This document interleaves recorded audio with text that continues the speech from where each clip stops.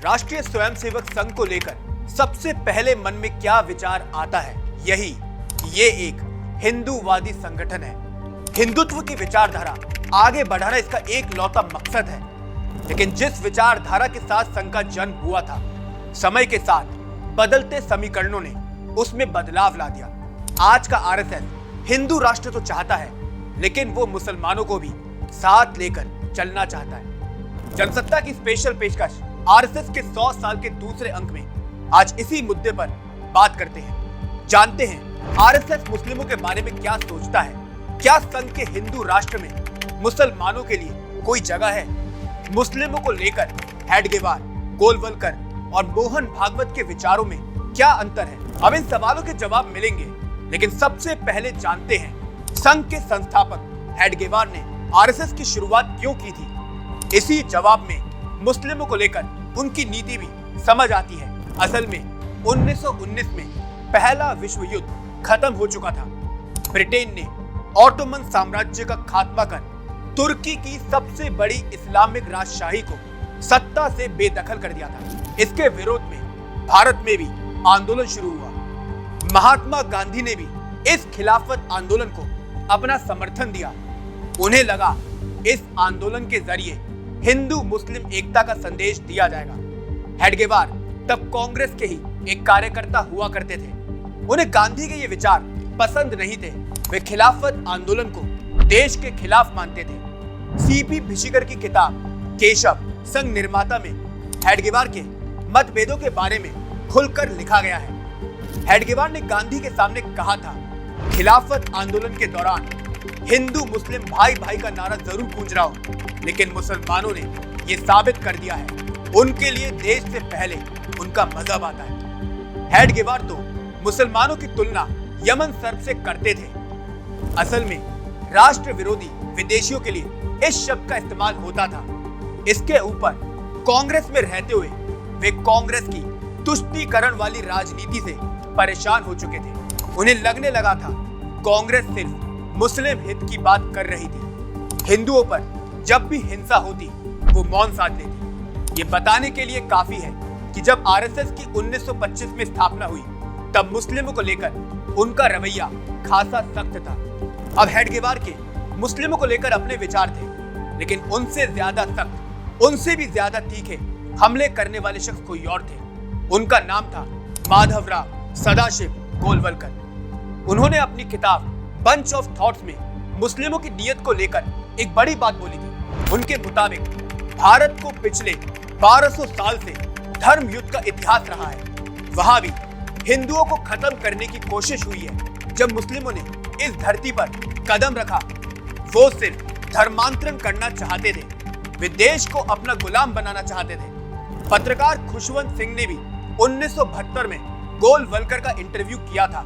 उसका जिक्र उनकी किताब me the joker man enthusiasm rants and obsessions में मिलता है। जब मुस्लिमों को लेकर गोलवलकर से सवाल पूछा गया, उन्होंने थोड़ा नरम रुख अपनाते हुए कहा, मुसलमान जो करते हैं उसमें कभी कभी गुस्सा आता है, लेकिन हिंदू रक्त ऐसा है कि उसमें दुर्भाव लंबे समय तक नहीं रहता। समय में घावों को भरने की महान क्षमता है। मैं आशावादी हूँ और मुझे लगता है हिंदुत्व और इस्लाम एक दूसरे के साथ रहना सीख लेंगे। अब गोलवलकर आशावादी थे।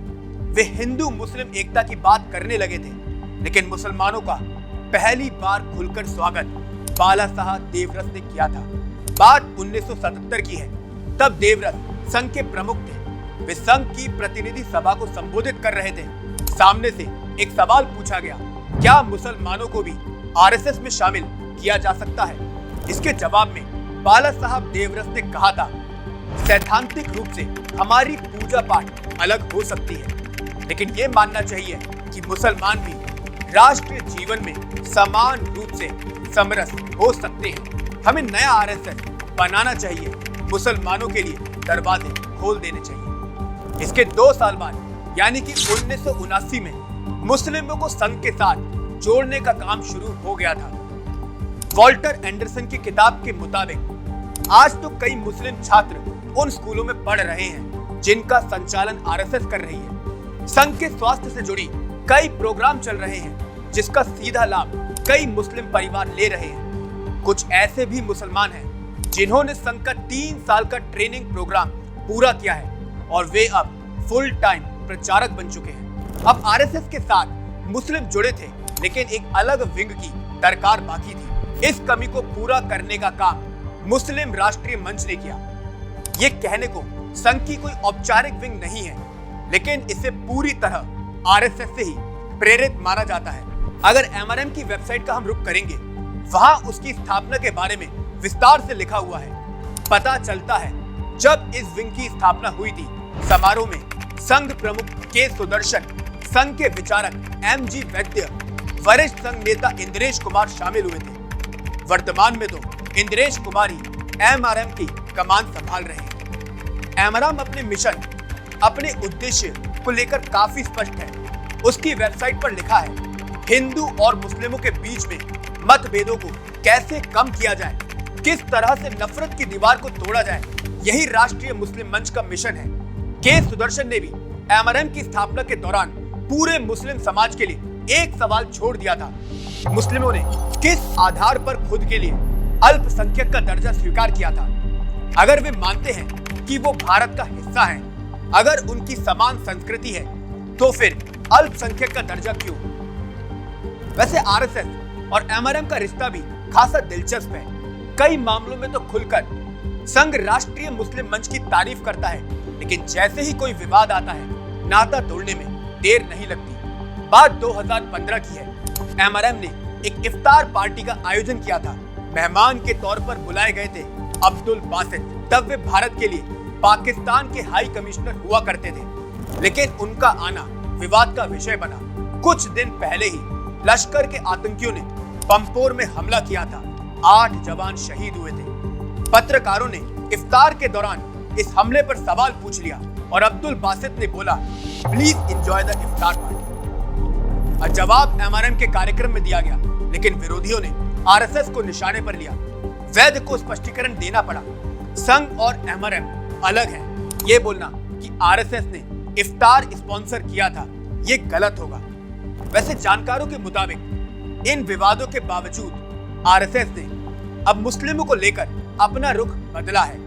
मोहन भागवत ने एक नहीं कई ऐसे बयान दिए हैं जो बताने के लिए काफी है कि वे मुस्लिमों को भी साथ लाना चाहते हैं। 4 जुलाई 2021 को मोहन भागवत ने कहा था, अगर कोई हिंदू कहता है मुसलमान यहाँ नहीं रह सकते, तो वो हिंदू नहीं है। 6 सितंबर 2021 को उन्होंने बोला था, हिंदू और मुस्लिम एक ही वंश के हैं, हर भारतीय नागरिक हिंदू है। इसी तरह 2 जून 2022 में भागवत ने ज्ञानवापी विवाद पर कहा था, हर मस्जिद में शिवलिंग को क्यों खोजना है, झगड़ा क्यों बढ़ाना है, मुस्लिमों के पूर्वज भी हिंदू ही हैं। अब ये सारे बयान बताते हैं आरएसएस मुस्लिम समाज के भी करीब आने की कोशिश कर रहा है। वो चाहता है उसकी हिंदू राष्ट्र की जो परिकल्पना है, उसमें मुस्लिम भी शामिल हो। अब परिकल्पना आरएसएस ने की है, प्रयास उसकी तरफ से हो रहे हैं, लेकिन सवाल वही है, मुस्लिम क्या सच में आरएसएस के करीब आ भी पाए हैं? कमेंट सेक्शन में जरूर बताइएगा ये वीडियो आपको कैसा लगा। नमस्कार।